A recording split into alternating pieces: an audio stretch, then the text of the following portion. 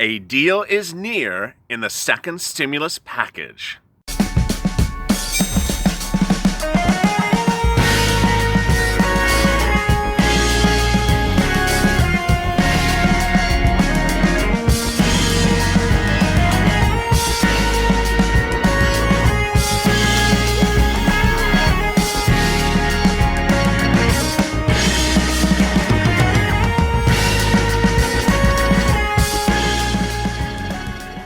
Hey, good morning, everybody. Thank you for joining me for Mornings LALATE. Hope you're good and safe. Happy Sunday morning. Hope your weekend is going great. The coffee is brewing, the toast is popping up, and I'm here, you're here, and we have really great news on the second stimulus package overnight. Late night meetings were conducted by the powers that be, and more progress was achieved after we reported on Sunday that ostensibly a deal is already in the works. Moreover, we have overnight confirmation about what's going on and new quotes from the parties negotiating. This is Sunday morning. Thank you for joining me. Later today, we have afternoons on LALATE starting at 3:30 Pacific Standard Time and evenings on LALATE at 7:30 Pacific Standard Time. A second stimulus package is likely to be agreed with overnight. Major developments have unfolded. On Friday, we reported that several news reports indicated that a deal is ostensibly already formulated, that the deal will ostensibly not be confirmed nor agreed to or stated to press either Sunday or Monday, that the powers that be will basically hit morning and afternoon news on Sunday and say, we don't have a deal, there's nothing going on, we're very far apart, when in fact they're not.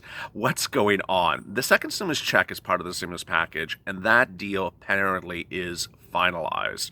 Moreover, details about FPUC apparently are also agreed upon, and eviction moratorium is also allegedly agreed upon as well.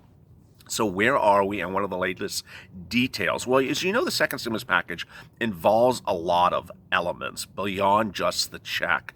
And negotiations continued late last night with Chuck Schumer, Nancy Pelosi, Steve Mnuchin, the Treasury Secretary to Donald Trump, and Mark Meadows, the Chief of Staff for Donald Trump. And Chuck Schumer gave a quote Sunday morning minutes ago, which we have in front of us, which is actually quite interesting if you read closely and read between the lines. He says this was the longest meeting we've had, and it was the most productive than the other meetings. He said this Sunday morning.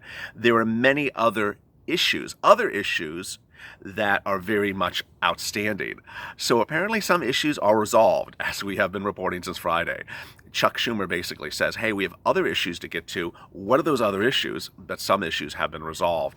Basically, the stimulus package involves a lot of things, including eviction moratorium, which we're reporting has ostensibly potentially been already agreed upon. The extension of the FPUC, which we're reporting has allegedly already been agreed upon at $600 a week. The stimulus check, which we're reporting has allegedly been agreed upon at $1,200 for all individuals involved, whether you're a dependent, a non-dependent, minor dependent, or adult dependent. And finally, hazard pay, which we really have never heard any negative remarks from any Republican about hazard pay. We just haven't seen any remarks about hazard pay. So where are the battlegrounds really still at issue? It's likely that the battlegrounds are Mitch McConnell's ridiculous but certainly advocated for insurance liability provision, a rule about how much money is to be given to schools, which I think was already agreed upon on Thursday, but then backtracked basically how much money they want to dedicate to schools to modify operations to be COVID-19 compliant. And how much money is being given to state and local municipalities to deal with COVID-19 issues. This is basically a big sum of money, and that clearly was not agreed upon by Friday. That was excluded from our report that talked about the check, FPUC, and all those wonderful things. So let me go through with you right now this bonanza of Sunday morning of what you're going to see and what's permutating and percolating, or as you might say with the pressure cooker on a Sunday morning, sauteing. So let's get right to it. First, the check. A second stimulus check second stimulus check, and not final stimulus check, is likely to come to recipients funding in mid-August to late August. The amount of the check will likely be $1,200. The $1,200 check will be paid to all individuals that are involved, whether you are adult dependents, minor dependents. It's a diversion and a digression from the first stimulus package. As you have heard from me on this channel, the first stimulus package did not pay minor adult dependents.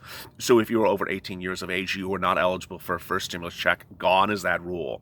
Also gone, allegedly, is the Republicans' contention of paying minor dependents $500, an amount that was sort of, grounded in no science or economics. It's just like, hey, we'll give them less money. Well, apparently that's allegedly gone. So all individuals are going to get $1,200 second stimulus checks, whether you're adult, minors, dependents, or non-dependents. Last night, one of the most watched videos on this channel, ironically, was my video going over what you need to do to ensure you get a second stimulus check. So I'm going to go over that right now, and I'm going to slow it down because it is a little bit detailed, because that apparently was really well received, and a lot of people said thank you.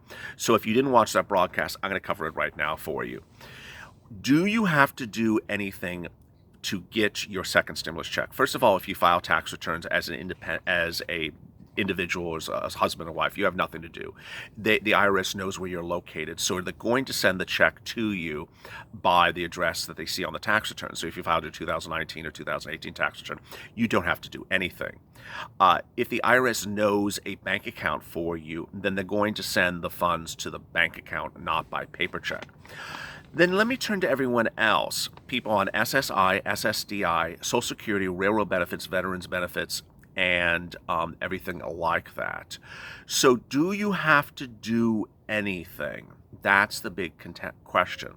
So let me explain who has to do something and who doesn't. First, if you are a dependent on someone else's tax return, you don't have to do anything, because ultimately your check will likely be sent to the person whose tax return you are a dependent on. An example is you are dependent on your son's tax return. You don't have to do anything, because likely the funds will go to that individual for your behalf.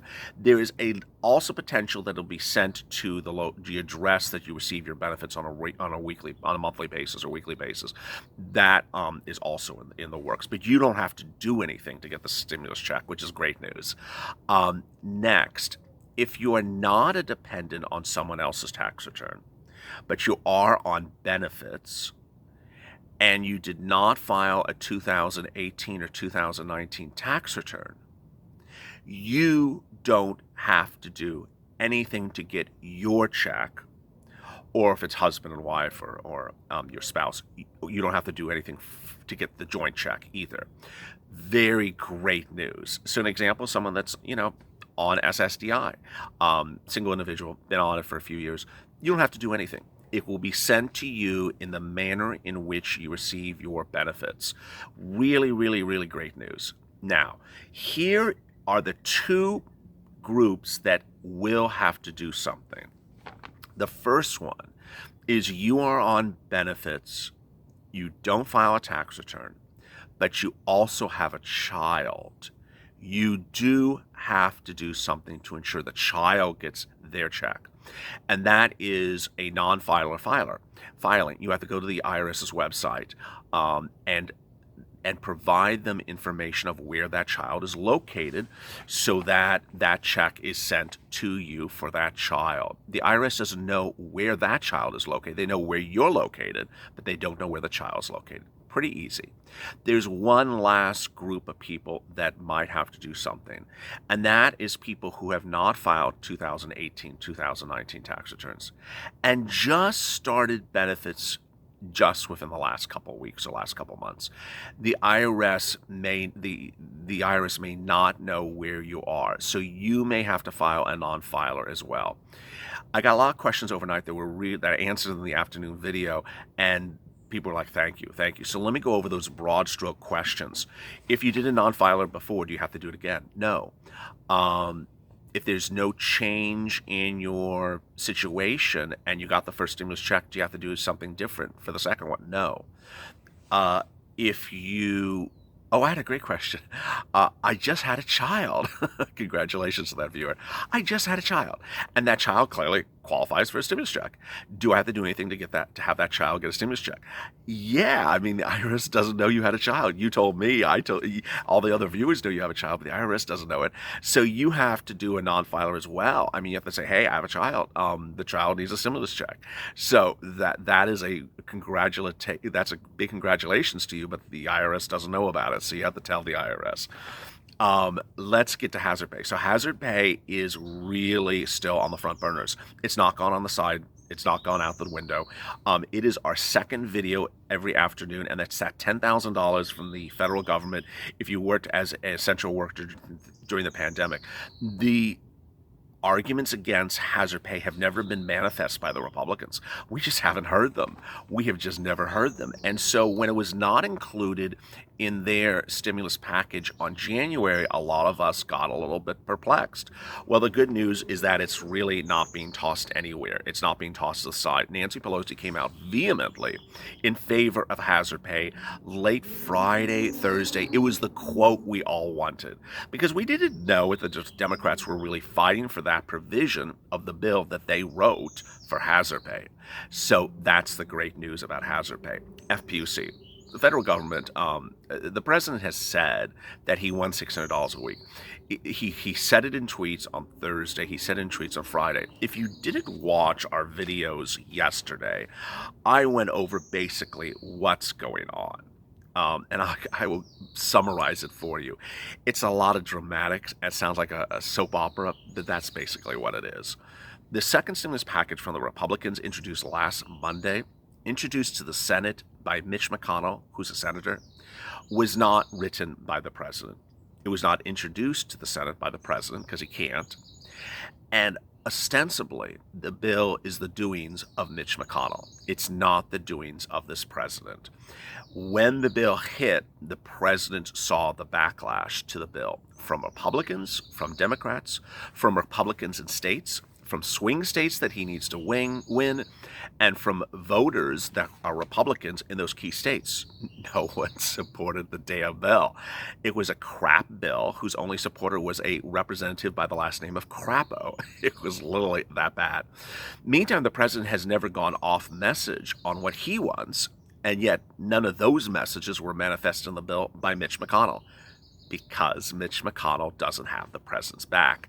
Late Friday, another report surfaced that the president is being, talked behind his back by Mitch McConnell, who's now telling Republicans not to support the president in the fall, distance themselves from the president, not support the president's economic, social, or political policies in the fall because he thinks it's political suicide.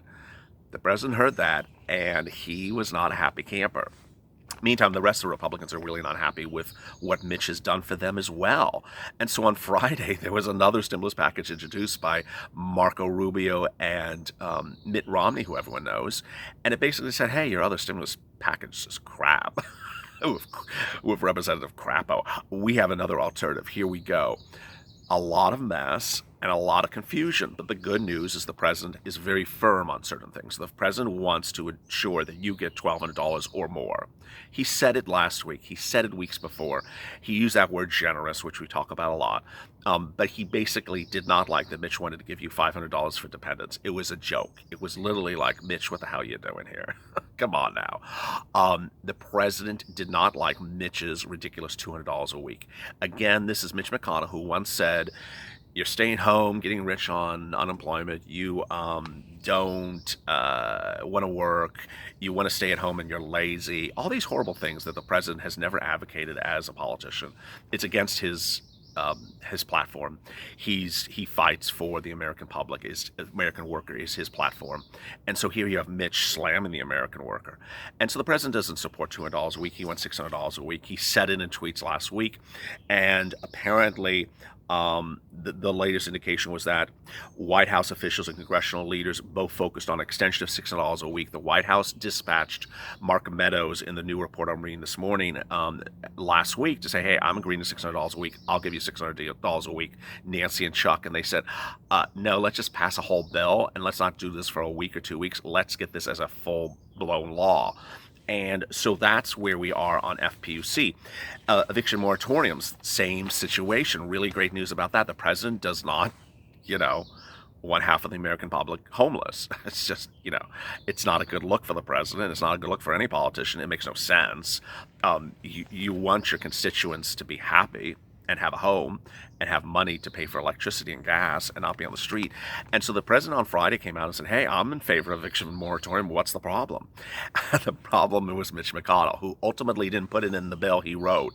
And this was contrary to Steve Mnuchin and Larry Kudlow, who a week ago this Sunday said the president wants an eviction moratorium. He wants protections for American citizens that aren't able to pay rent.